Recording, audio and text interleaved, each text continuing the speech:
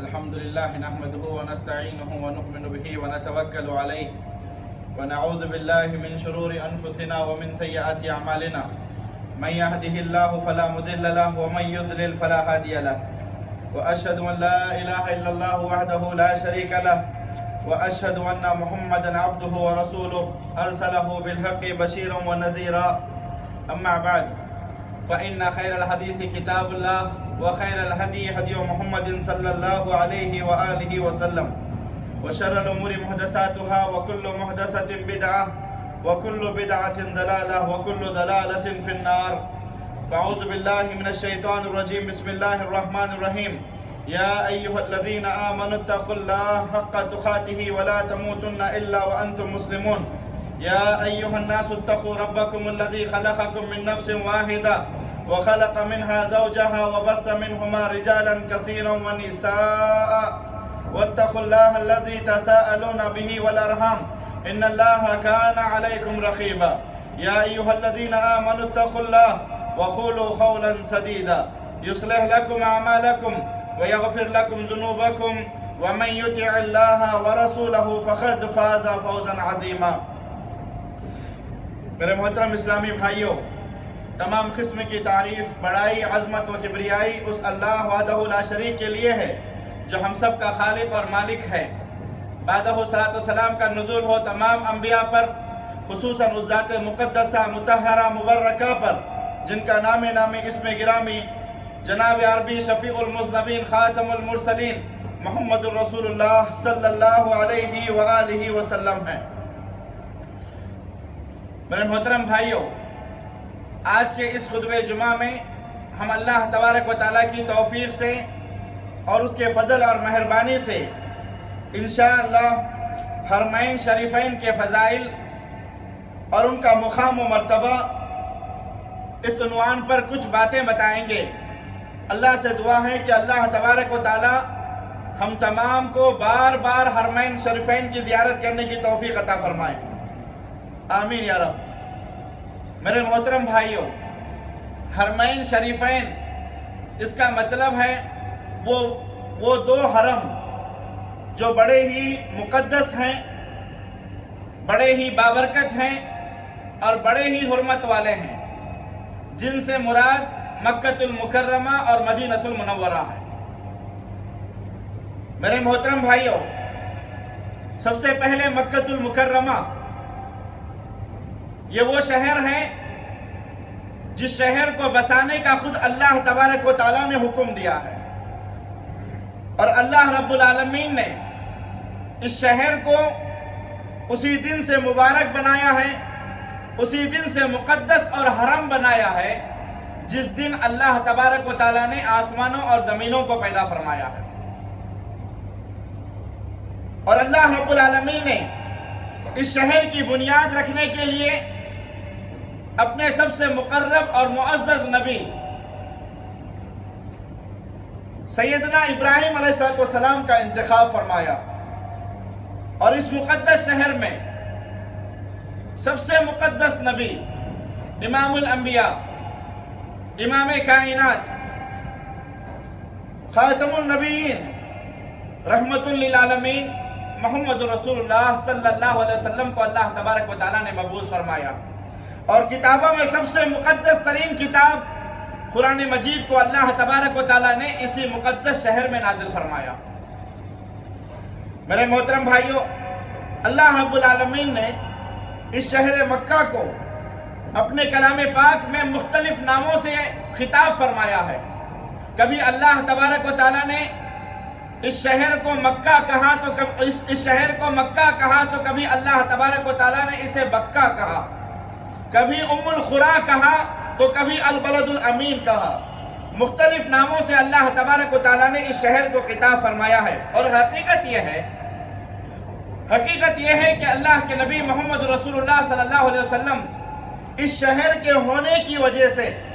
اللہ تبارک و تعالیٰ نے اپنے کتاب پاک میں اس شہر کی کئی مقامات پر قسم کھائی ہے. اب ذرا سوچ کر کے دیکھیں، اللہ تبارک و تعالیٰ نے جب قسم کھایا ہے تو اس شہر کا مقام و مرتبہ کتنا بلند اور کتنا اونچا ہوگا. اللہ تبارک و تعالیٰ سورۃ البلد میں قسم کھاتے ہوئے کہا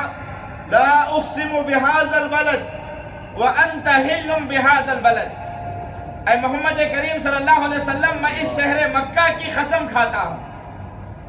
وانت حل بهذا البلد وانت حل بهذا البلد، اس لیے کہ میرے پیارے حبیب آپ جیسی پیاری شخصیت اس پیارے شہر میں رہتی ہے. پھر سورۃ التین کی ابتدائی آیات میں اللہ تبارک و تعالیٰ نے قسم کھاتے ہوئے فرمایا والتین والزیتون، قسم ہے انجیر کی اور قسم ہے زیتون کی.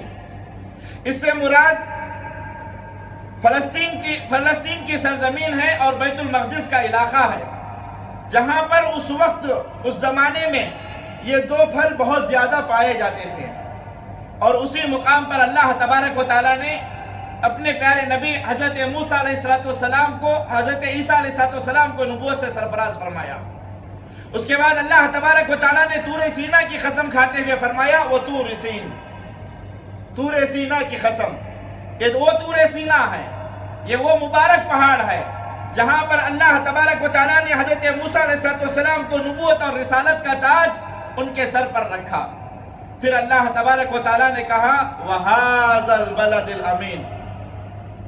اے محمد کریم صلی اللہ علیہ وسلم، ہم اس امن والے شہر کی قسم کھاتے ہیں.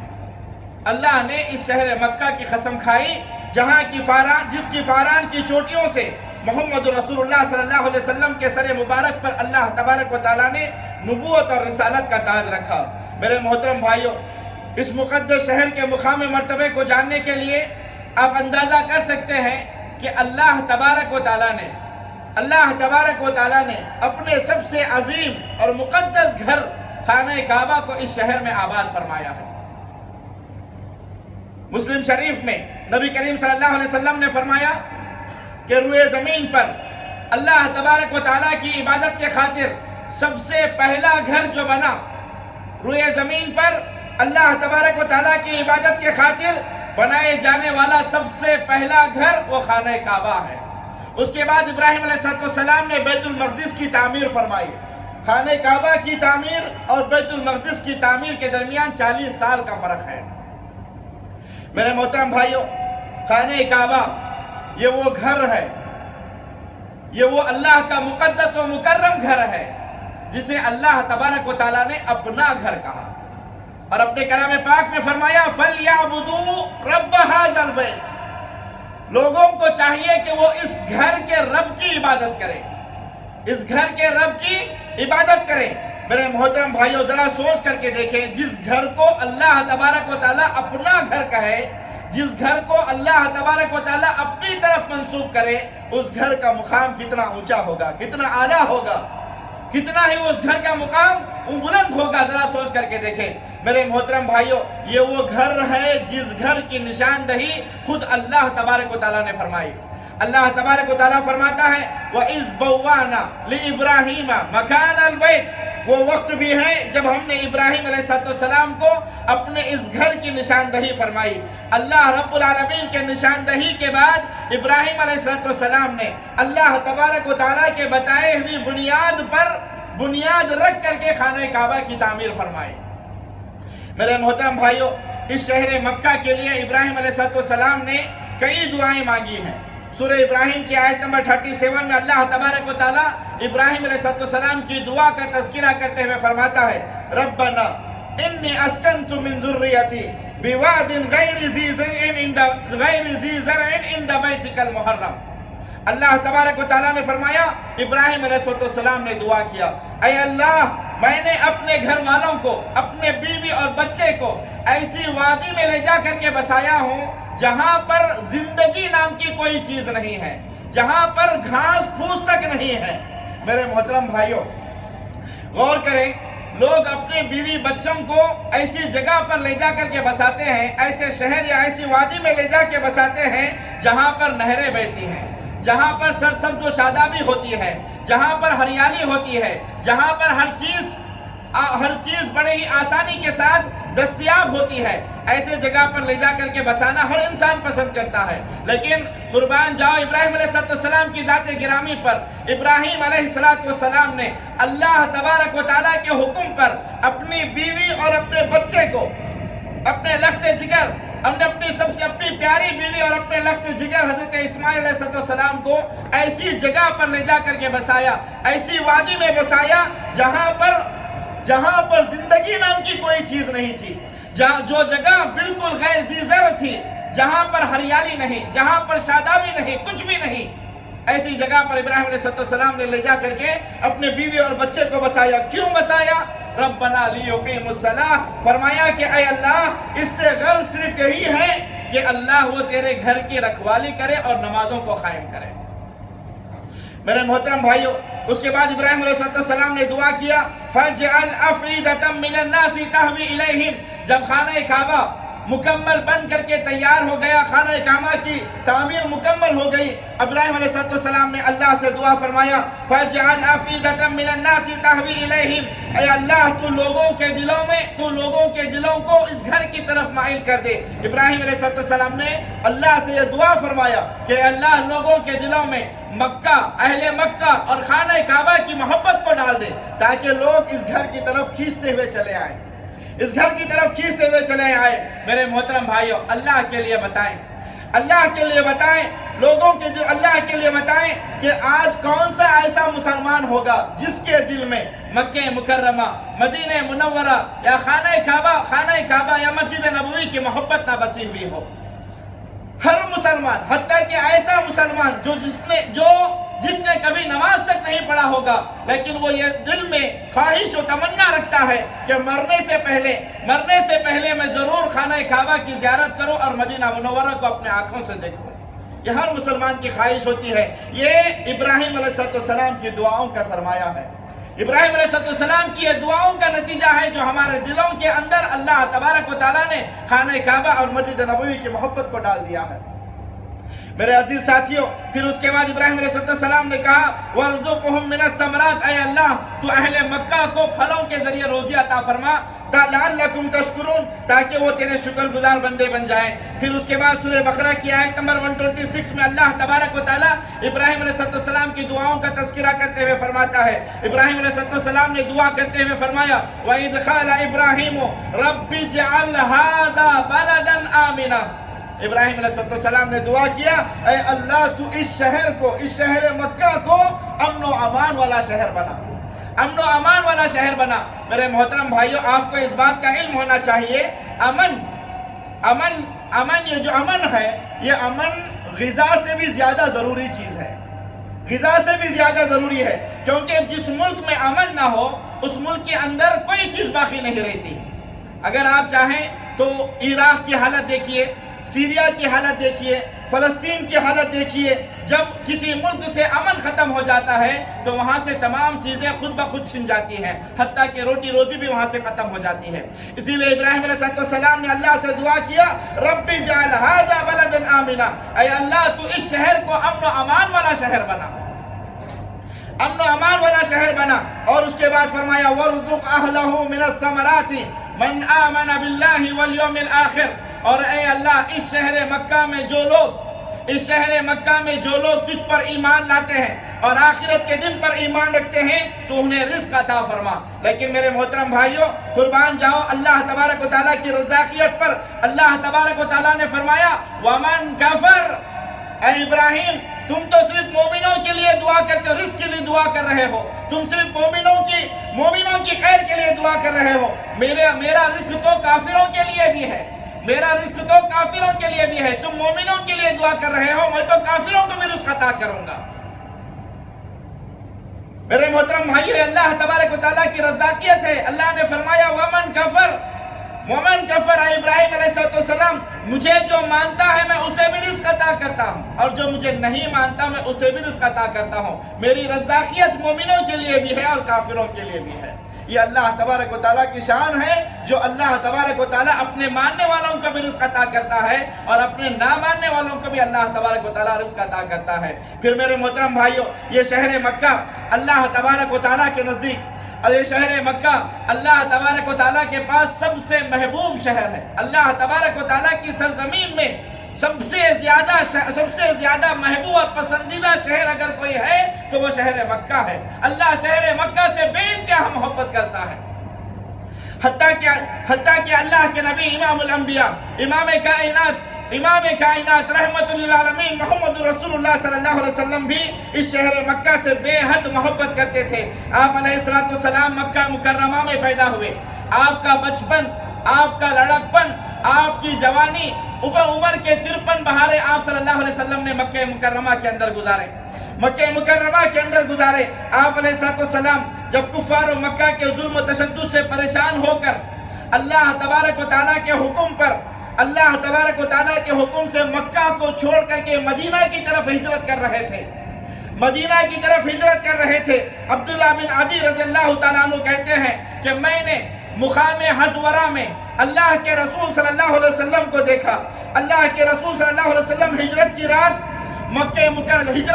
جب مکہ کو چھوڑ کر کے مدینہ جا رہے تھے، نبی کریم صلی اللہ علیہ وسلم بار بار مکہ کو دیکھتے جاتے، روتے جاتے، مکہ کو دیکھتے جاتے اور روتے جاتے، اور آپ کی زبان اطہر سے یہ کلمات نکلتے، یا مکہ واللہ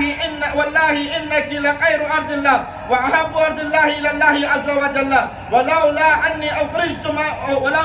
اخرجت منکی ما خرجت۔ اللہ کی قسم اے شہر مکہ، تو اللہ تبارک و تعالیٰ کی سرزمین میں سب سے بہترین سرزمین ہے۔ اللہ کے نبی مکہ کو بار بار دیکھتے جاتے اور روتے جاتے اور اپنے زبان اطہر سے الفاظ کہتے کہ اے اللہ کی قسم، تو اللہ کی سرزمین میں سب سے بہترین سرزمین ہے، اور پوری کائنات میں وہ سب سے بہترین زمین ہے جس سے اللہ محبت کرتا ہے، اور جس سے اللہ محبت رکھتا ہے۔ اگر یہ لوگ تیرے رہنے والے مجھے نہیں نکالتے تو میں کبھی مکہ سے نہیں نکلتا۔ اور ایک دوسری روایت میں آپ صلی اللہ علیہ وسلم مکہ کو بار بار دیکھتے جاتے اور یہ مکہ سے خطاب کرتے ہوئے کہتے، یا مکہ انت احب البلاد الی اللہ تبارک و تعالی وانت احب بلاد اللہ الی ولا ان لم یخرجونی قومک لم اخرج عنک۔ اے مکہ، تو اللہ رب العالمین کی سب سے زیادہ محبوب سرزمین ہے اور میرے نزدیک بھی تو سب سے زیادہ پیارا شہر ہے، لیکن کیا کروں، تیرے بسنے والوں نے مجھے رہنے نہیں دیا۔ ثم فاضت عیناہ، پھر اللہ کے رسول صلی اللہ علیہ وسلم کی آنکھیں اشک روا ہو گئیں۔ اللہ کے رسول صلی اللہ علیہ وسلم پھر رونا شروع کر دیے۔ میرے محترم بھائیوں، اللہ کے نبی شہر مکہ سے اتنی محبت کیا کرتے تھے، چھوڑ کر کے جانا تک اللہ کے نبی پسند نہیں کر رہے تھے۔ یہ تو اللہ کا حکم تھا کہ ہجرت کریں، اللہ کے نبی نے اللہ کے حکم کی تعمیل کرتے ہوئے مکہ چھوڑ کر کے مدینہ ہجرت کی ہے۔ پھر میرے محترم بھائیوں،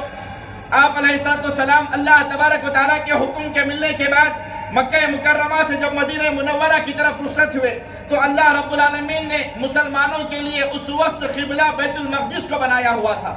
قبلہ اس وقت بیت المقدس تھا مسلمانوں کا، تو اللہ کے رسول صلی اللہ علیہ وسلم کی نگاہیں ہمیشہ آسمان کی طرف اٹھتی تھی، ہمیشہ اللہ کے نبی آسمان کی طرف دیکھا کرتے تھے، جس کا تذکرہ اللہ تبارک و تعالیٰ سورۃ البقرہ کی آیت نمبر 144 کے اندر فرمایا کہ اللہ رب العالمین نے کہا، قد نرى تقلب وجهك في السماء۔ اے محمد کریم صلی اللہ علیہ وسلم، آپ کا چہرہ مبارک ہمیشہ آسمان کی طرف اٹھتا ہے، آپ ہمیشہ آسمان کو دیکھتے ہو، ہم سے یہ بات مخفی نہیں ہے، ہم جانتے ہیں کہ آپ کی یہ خواہش ہے کہ مسلمانوں کا قبلہ مکہ مکرمہ ہو جائے، مسلمانوں کا قبلہ بیت المقدس کے بجائے خانہ کعبہ ہو جائے، مسلمانوں کا قبلہ خانہ کعبہ کو بنا دیا جائے۔ فَلَنُوَلِّيَنَّكَ قِبْلَةً تَرْضَاهَا۔ اے محمد کریم صلی اللہ علیہ وسلم، آج سے نہیں، اب سے ہم خانہ کعبہ کو آپ کا اور مسلمانوں کا قبلہ بناتے ہیں جو آپ کی خواہش ہے۔ اللہ تبارک و تعالیٰ نے اللہ کے نبی کی خواہش کو پورا کیا۔ اللہ کے رسول صلی اللہ علیہ وسلم نے کئی مہینوں تک بیت المقدس کی طرف رخ کر کے نماز پڑھا،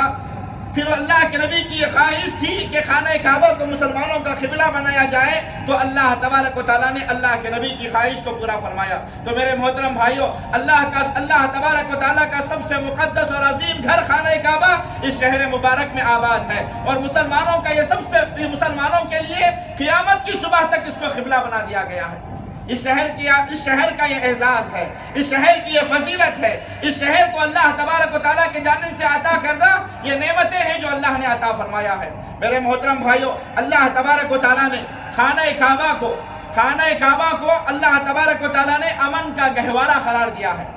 امن کا گہوارہ قرار دیا ہے۔ یہ شہر پورا پر امن شہر ہے۔ اللہ تبارک و تعالیٰ نے کہا وَخِيَامًا لِلنَّاسِ، قیامت کی صبح تک یہاں پر رہنے والوں کے لیے امن و امان رہے گا،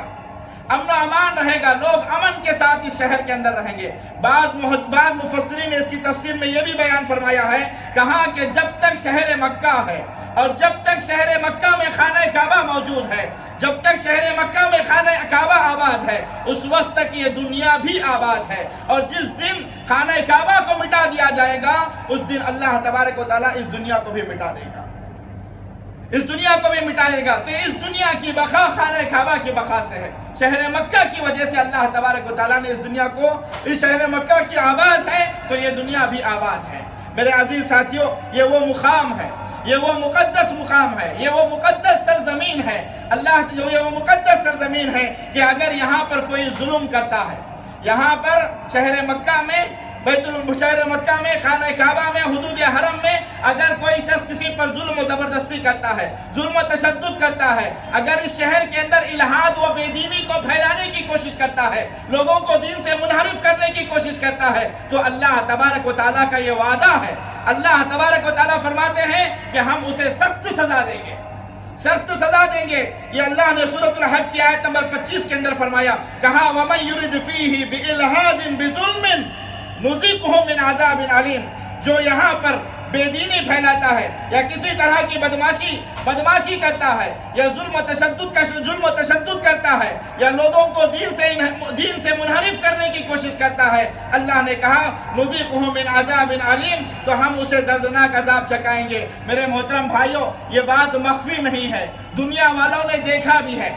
دنیا والوں نے دیکھا بھی ہے کہ اللہ نے کیسے عذاب دیا ہے، کیسے اللہ تبارک و تعالیٰ نے سزا عطا کیا ہے۔ آپ جانتے ہو واقعہ بہت مشہور ہے، جب ابرہہ بادشاہ اپنے بڑے بڑے ہاتھیوں کے لشکر کو لے کر کے خانہ کعبہ کو منہدم کرنے، خانہ کعبہ کو گرانے، خانہ کعبہ کو مٹانے کے لیے نکلا تھا، خانہ کعبہ کی طرف اپنے قدم کو بڑھائے تھے، تو اللہ تبارک و تعالیٰ نے ابابیل پرندوں کے ذریعے ابرہہ کو اور اس کی فوج کو تباہ و برباد کر دیا تھا، اور اس خانہ کعبہ کی اس مقدس گھر کی اللہ نے حفاظت فرمائی ہے۔ اس گھر کی اللہ تبارک و تعالیٰ نے اس مقدس گھر کی اللہ تبارک و تعالیٰ نے حفاظت فرمائی ہے۔ سورۃ الفیل کے اندر ان ابرہہ بادشاہ اور ان کی فوج کا پوری داستان کو اللہ نے بیان فرمایا ہے۔ میرے محترم بھائیوں، مکہ المکرمہ یہ حرم ہے،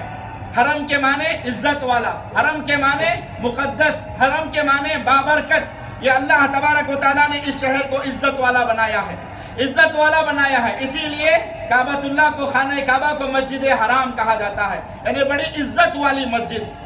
بڑے اکرام والی مسجد۔ اور اللہ تبارک و تعالیٰ نے اس شہر کو اسی وقت سے حرم قرار دیا ہے جب اللہ تبارک و تعالیٰ نے اس زمینوں کو بنایا، آسمانوں کو بنایا۔ بخاری شریف میں ابن عباس رضی اللہ تعالیٰ عنہ سے روایت ہے،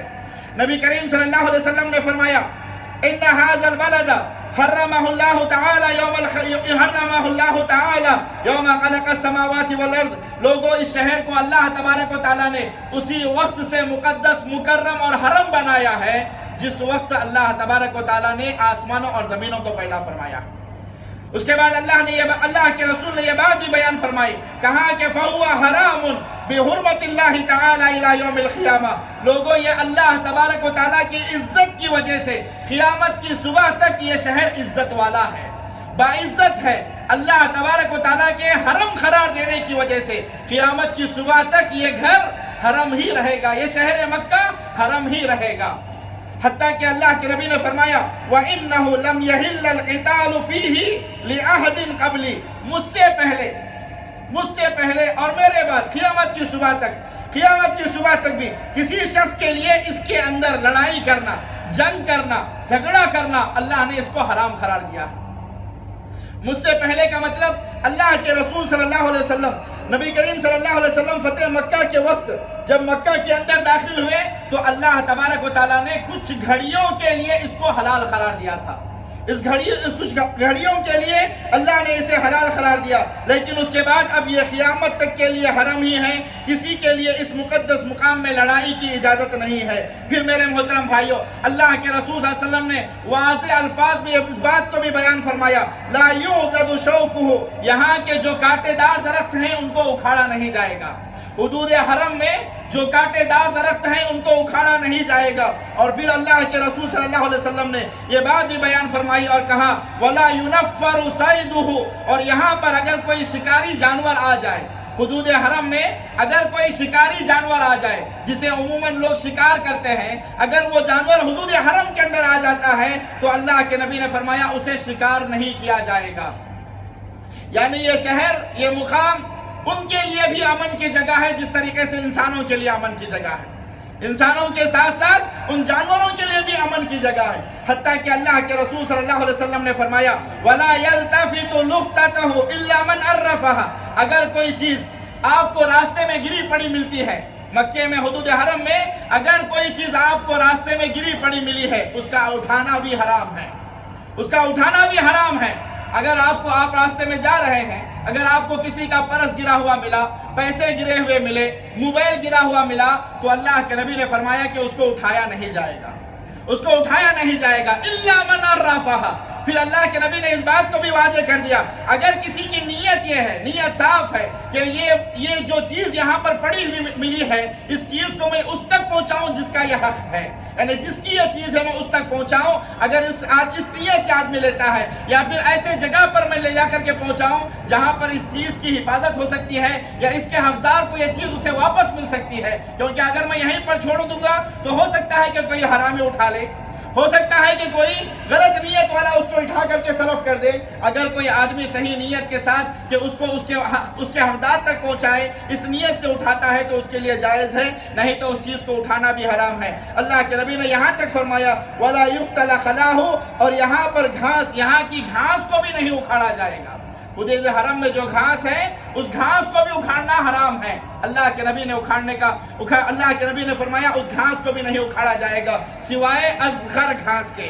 میرے محترم بھائیوں، شہر مکہ یہ وہ مقدس شہر ہے، یہ وہ مکرم شہر ہے، یہ وہ بابرکت شہر ہے، یہ وہ عزت والا شہر ہے کہ اللہ تبارک و تعالیٰ نے اسی شہر مکہ کے اندر حج جیسی عظیم عبادت کو مقرر فرمایا ہے۔ حج یہ اللہ تبارک و تعالیٰ کی ایک عظیم عبادت ہونے کے ساتھ ساتھ یہ ارکان اسلام کا ایک بہت بڑا رکن ہے، ایک اہم رکن ہے حج کرنا۔ اور میرے محترم بھائیوں، حج کو اللہ تبارک و تعالیٰ نے اسی مقدس شہر کے اندر قرار دیا ہے، اور حتیٰ کہ اللہ تبارک و تعالیٰ نے مسلمانوں کو اس بات کا حکم دیا ہے کہ وَلِلَّهِ عَلَى النَّاسِ حِجُّ الْبَيْتِ مَنِ اسْتَطَاعَ إِلَيْهِ سَبِيلًا، جس کے پاس استطاعت ہو، طاقت ہو، جسمانی اعتبار سے، مالی اعتبار سے، اللہ نے اسے مالی اعتبار سے اور جسمانی اعتبار سے طاقت عطا کیا ہے، تو اللہ تبارک و تعالیٰ کا یہ حکم ہے کہ وہ فوراً خانہ کعبہ کو حج کے لیے نکل جائیں، اللہ کے اس گھر کی طرف حج کے لیے نکلیں، اس میں ہیلے بہانے نہ کریں، اس کے اندر کنجوسی نہ کریں کہ بھئی ابھی تو جوانی ہے، ابھی تو بڑھاپا آنا باقی ہے، ابھی بہت سارے گناہ کرنا باقی ہے، آدمی بڑھاپے میں حج کے لیے نکلتا ہے، لیکن اللہ تبارک و تعالیٰ کا یہ حکم ہے، اللہ نے یہ حکم دیا ہے وَلِلَّهِ عَلَى النَّاسِ حِجُّ الْبَيْتِ مَنِ اسْتَطَاعَ إِلَيْهِ سَبِيلًا، جب کبھی آپ کے پاس اتنا پیسہ، اتنا رقم آ جائے کہ اتنی رقم سے آپ حج کر سکتے ہو تو اللہ نے حکم دیا کہ فوراً حج کے فریضے کو ادا کرو، فوراً حج کے فریضے کو ادا کرو، ہیلے بہانے نہ کرو، کنجوسی نہ کرو، دنیا کے پرابلم کو سامنے رکھ کر کے حج نہ کرنا یہ شریعت کے اعتبار سے ناجائز ہے۔ میرے محترم بھائیوں، سب سے عظیم بات تو یہ ہے کہ اللہ تبارک و تعالیٰ نے حج جیسی عظیم عبادت کو اسی شہر مکہ کے اندر قرار دیا ہے۔ آپ دیکھیں حج کے سارے ارکان مکہ کے اندر ہی ہیں، مکہ کے اندر ہی ہیں۔ اگر آپ مکہ کے اندر ہی ہیں، کعبۃ اللہ کے اندر ہیں، یا پھر مکہ کے اطراف و کناف مینا، مزدلفہ، عرفہ، یہیں پر ان ارکان کو ادا کیا جاتا ہے۔ میرے محترم بھائیوں، اسی طریقے سے بخاری اور مسلم میں نبی کریم صلی اللہ علیہ وسلم نے کعبۃ اللہ کی عظمت کو بیان کرتے ہوئے فرمایا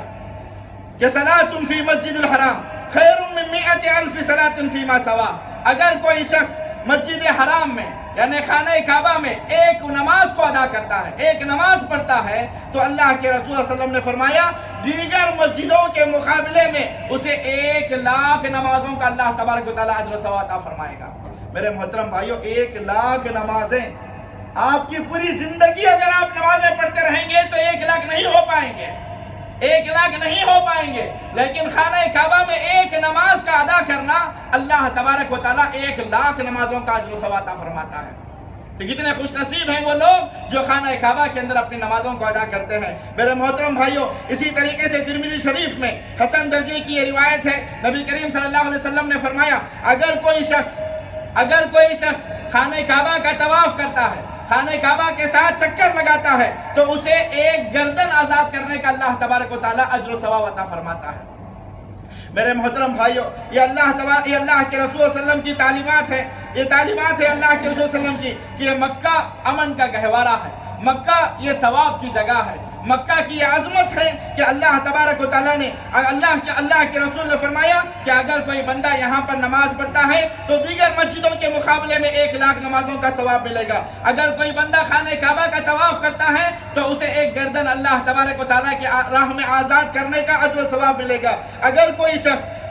کوئی مسلمان حجر اسود کو بوسہ دیتا ہے یا استلام کرتا ہے تو اللہ کے رسول صلی اللہ علیہ وسلم نے فرمایا کل قیامت کا دن ہوگا، اللہ تبارک و تعالیٰ کل قیامت کا دن ہوگا، حجر اسود کے پاس 2 آنکھیں ہوں گی اور ایک زبان ہوگی، حجر اسود کے پاس 2 آنکھیں ہوں گی اور ایک زبان ہوگی۔ جن مسلمانوں نے جن لوگوں نے حجر اسود کو چھوا ہوگا یا بوسہ دیا ہوگا، اللہ کے نبی فرماتے ہیں کہ وہ حجر اسود کل قیامت کے دن ان کے حق میں گواہ بنے گا۔ کتنی عظیم بات ہے میرے محترم بھائی، حجر اسود ہمارے حق میں گواہ بنے تو کیا ہماری مغفرت نہیں ہوگی؟ کتنے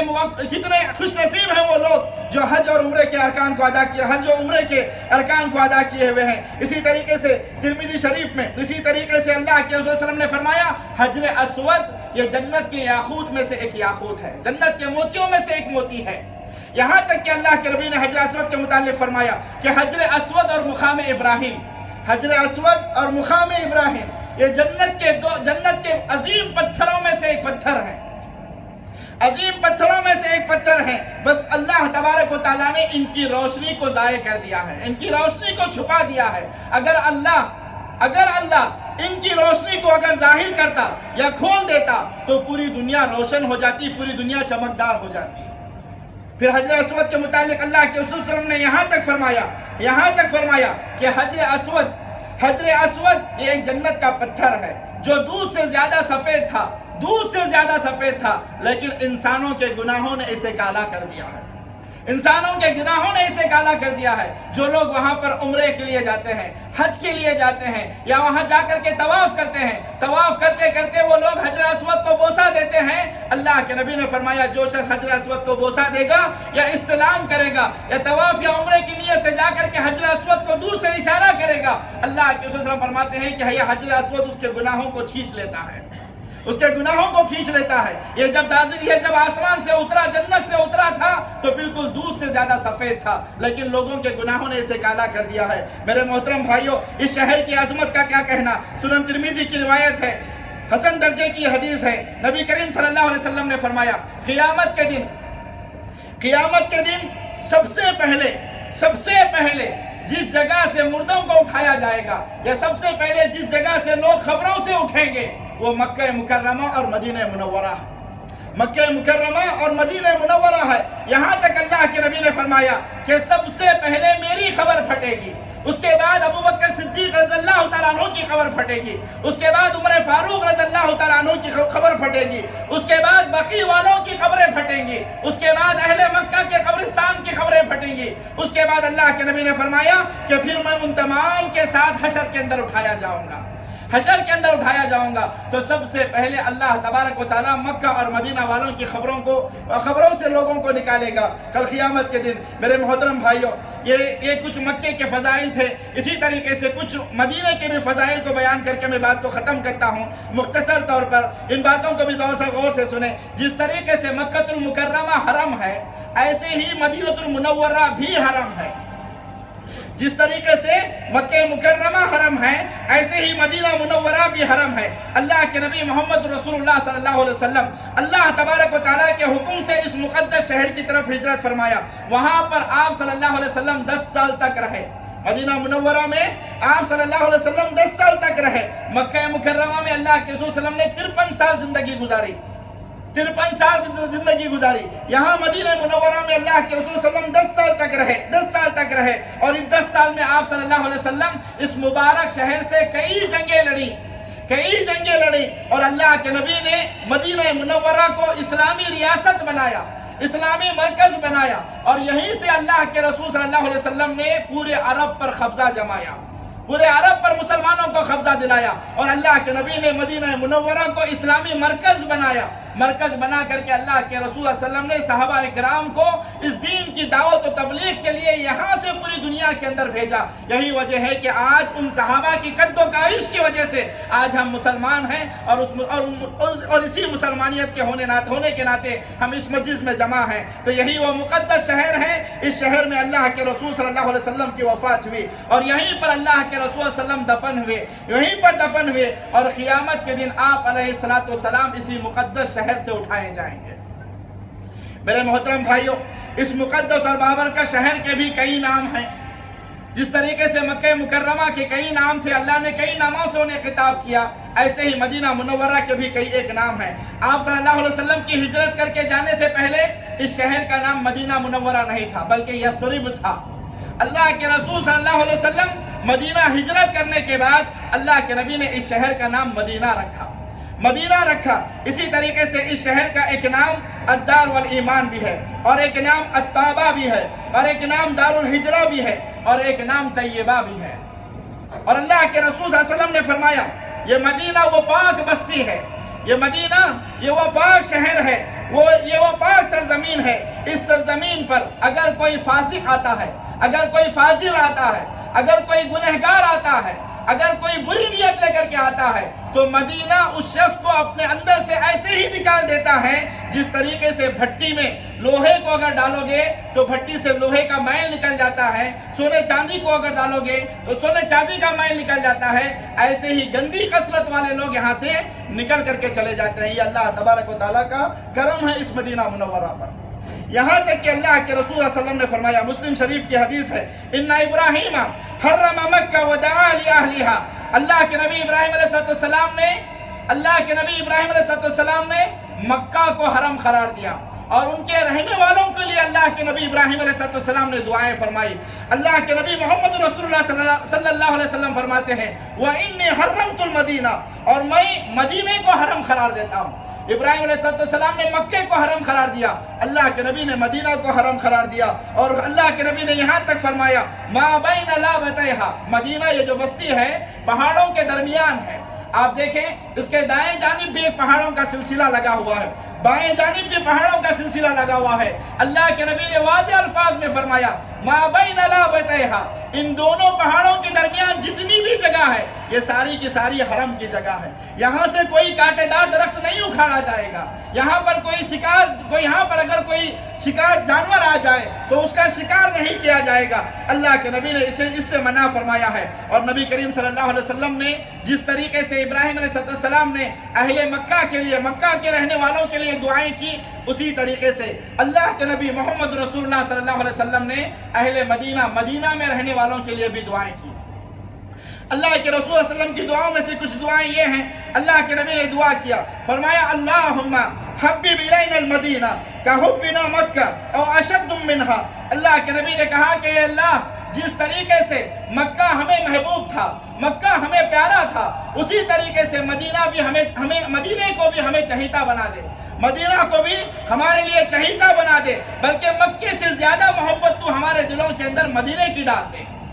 اللہ کے نبی نے یہ دعا فرمایا اور یہ اللہ کے نبی نے کہا وبارک لنا فی مدنا وصاعنا، اور اے اللہ ہمارے مدینہ کے مد میں اور سا میں برکتیں عطا فرما، وصححھا لنا، اور یہاں کی آب و ہوا ہمارے لیے صحت مند بنا دے۔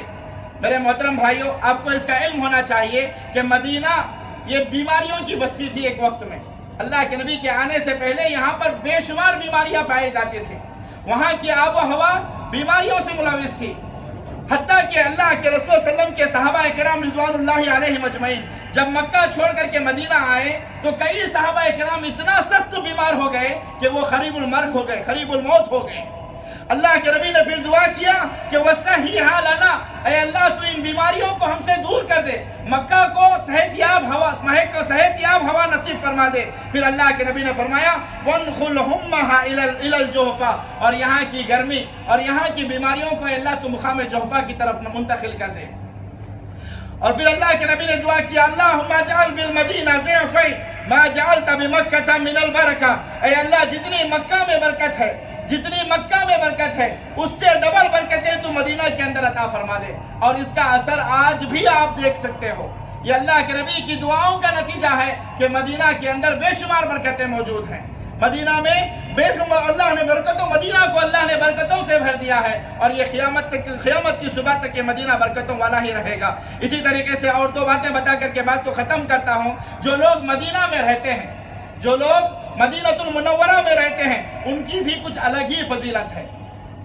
اللہ کے رسول صلی اللہ علیہ وسلم نے فرمایا وَالْمَدِينَةُ خَيْرٌ لَهُمْ لَوْ كَانُوا يَعْلَمُونَ، لوگوں کو اس بات کو اچھی طرح جان لینا چاہیے کہ مدینہ میں رہنا ان کے لیے بہت بہتر ہے۔ یہاں تک کہ اللہ کے نبی نے فرمایا جو شخص مدینہ چھوڑ کر کے چلا جاتا ہے کسی بھی غرض سے، تجارت کی غرض سے، بزنس کی غرض سے، یا پھر اس کو مدینہ پسند نہیں ہے آیا کسی اور شہر کی طرف وہ رخ کر لیتا ہے، تو اللہ کے نبی نے فرمایا اللہ اس سے بہتر شخص کو وہاں لا کر کے بساتا ہے۔ اللہ کے نبی فرماتے ہیں اس سے بہتر شخص کو اللہ تبارک و تعالیٰ وہاں لا کر کے بساتا ہے۔ اور یہاں تک کہ اللہ کے نبی نے یہ بات بھی مسلمانوں کو فرمائی، یہ تعلیم بھی مسلمانوں کو دی کہ اگر کسی کے پاس اتنی طاقت ہے، اتنی استطاعت ہے، اتنی وہ وسعت رکھتا ہے کہ وہ جا کر کے مدینہ میں بس سکتا ہے، تو اللہ کے نبی نے فرمایا وہ وہیں جا کر کے بسے اور وہیں پر وفات پائے،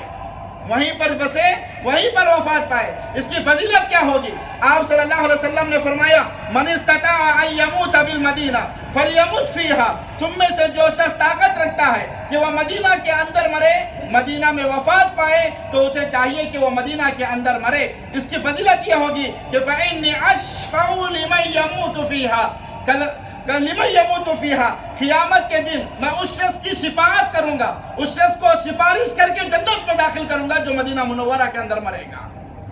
مدینہ منورہ کی اتنی فضیلت اللہ کے نبی نے بیان فرمائی ہے کہ اللہ کے رسول صلی اللہ علیہ وسلم اس کے لیے دخول جنت کی سفارش کریں گے جو مدینہ منورہ کے اندر مرے گا۔ اسی طریقے سے قرب قیامت جب ساری دنیا میں اسلام ختم ہوتا چلا جائے گا، اور اس آخری وقت میں اسلام مکہ اور مدینہ کی طرف کھینچ کر کے چلا آئے گا۔ آپ جانتے ہیں قرب قیامت دنیا میں پورا اسلام ختم ہو جائے گا، اللہ کا نام لینے والا کوئی نہیں ہوگا، مسلمان باقی نہیں رہیں گے۔ اس وقت اسلام خود بخود کھینچ کر کے مکہ اور مدینہ کے اندر سمٹ جائے گا۔ پیارے رسول صلی اللہ علیہ وسلم مسلم شریف میں ابن عمر رضی اللہ تعالیٰ عنہ فرماتے ہیں نبی کریم صلی اللہ علیہ وسلم نے فرمایا ان الاسلام بدا غریبا وسيعود غریبا كما بدا، اسلام غربت کی حالت میں شروع ہوا اور غربت کی طرف ہی لوٹ جائے گا، ویسے ہی لوٹے گا جیسے سانپ اپنی سوراخ کے اندر چلا جاتا ہے، سانپ اپنی سوراخ کے اندر لوٹ جاتا ہے۔ اللہ کے نبی نے یہاں تک کہ واضح الفاظ میں فرمایا اور کہا کہ وَهُوَ يَعْرِضُ بَيْنَ الْمَسْجِدَيْنِ، اور اسلام کھینچ کر کے کہاں سمٹ کر کے آ جائے گا؟ بین المسجدین، وہ مسجد حرام اور مسجد نبوی ہے۔ مکہ اور مدینہ کے اندر اسلام سمٹ کر کے رہ جائے گا۔ اور یہاں تک کہ اللہ کے رسول صلی اللہ علیہ وسلم نے مسجد نبوی کی فضیلت کو بیان کرتے ہوئے فرمایا صلاۃ فی مسجدی ھذا خیر من الف صلاۃ فیما سواہ الا المسجد الحرام، اگر کوئی شخص مسجد نبوی کے اندر ایک نماز کو ادا کرتا ہے، اللہ کے رسول صلی اللہ علیہ وسلم نے فرمایا دیگر مسجدوں کے مقابلے میں اسے 1000 نمازوں کا زیادہ اجر و ثواب اللہ تبارک و تعالیٰ اسے عطا فرمائے گا، سوائے مسجد حرام کے۔ نبی کریم صلی اللہ علیہ وسلم نے یہ بات بھی بیان فرمائی کہ مکہ اور مدینہ قیامت کے قریب جب دجال آئے گا، دنیا میں طاعون پھیل جائے گا، اللہ کے رسول صلی اللہ علیہ وسلم فرماتے ہیں کہ مکہ اور مدینہ یہ دونوں جگہیں ایسی ہیں کہ فرشتے اس کے راستوں پر، اللہ کے فرشتے اس کے راستوں پر سب باندھے کھڑے ہوئے ہیں، سر باندھ کر کے کھڑے ہوں گے اور وہ نگرانی کر رہے ہوں گے۔ لا يدخلها الدجال ولا الطاعون، دجال اور طاعون حرم مکہ اور حرم مدینہ کے اندر داخل نہیں ہو سکتا۔ شہر مکہ اور مدینہ میں دجال کو داخل ہونے کی اجازت نہیں ہے، فرشتے سب باندھ کر کے کھڑے ہیں اور اس کی نگرانی کر رہے ہیں۔ اسی طریقے سے بخاری اور مسلم میں نبی کریم صلی اللہ علیہ وسلم نے یہ بات بھی بیان فرمائی، کہا کہ ما بین بیتی و منبری وفی روایت ما بین خبری و منبری روضۃ من ریاض الجنہ۔ پیارے رسول صلی اللہ علیہ وسلم نے فرمایا میرے گھر اور میرے ممبر کے درمیان، یا میری خبر یا ممبر کے درمیان کی جو جگہ ہے یہ روضۃ من ریاض الجنہ ہے، جنت کے باغوں میں سے ایک باغ ہے، اور وہ جنت، یا پھر اللہ کے نبی نے یوں بھی بیان فرمایا کہ یا پھر وہ جنت کا ہی ٹکڑا ہے، یا کل قیامت کے دن اللہ تبارک و تعالیٰ اس ٹکڑے کو جنت کے اندر داخل فرما دے گا۔ یہ مدینہ منورہ کی فضیلت ہے، اور اللہ کے نبی نے یہ بات بھی بیان فرمائی کہ جو شخص مدینہ والوں کو ستائے گا، مدینہ والوں کو رلائے گا، مدینہ والوں پر ظلم و ستم کرے گا، مدینہ میں جا کر کے جھگڑے کرے گا، اللہ کے رسول صلی اللہ علیہ وسلم فرماتے ہیں اللہ تبارک و تعالیٰ اسے ایسے ہی گھول دے گا جیسے نمک پانی میں گھل جاتا ہے۔ مدینہ کا احترام کریں، مکہ کا احترام کریں، وہاں کے رہنے والوں کا احترام کریں۔ اسی طریقے سے آخری حدیث، مدینہ منورہ میں ہی ایک بستی ہے جو کہ آج مدینہ میں ہی داخل ہے، یہاں پر اسلام کی سب سے پہلی مسجد بنائی گئی، جس مسجد کا نام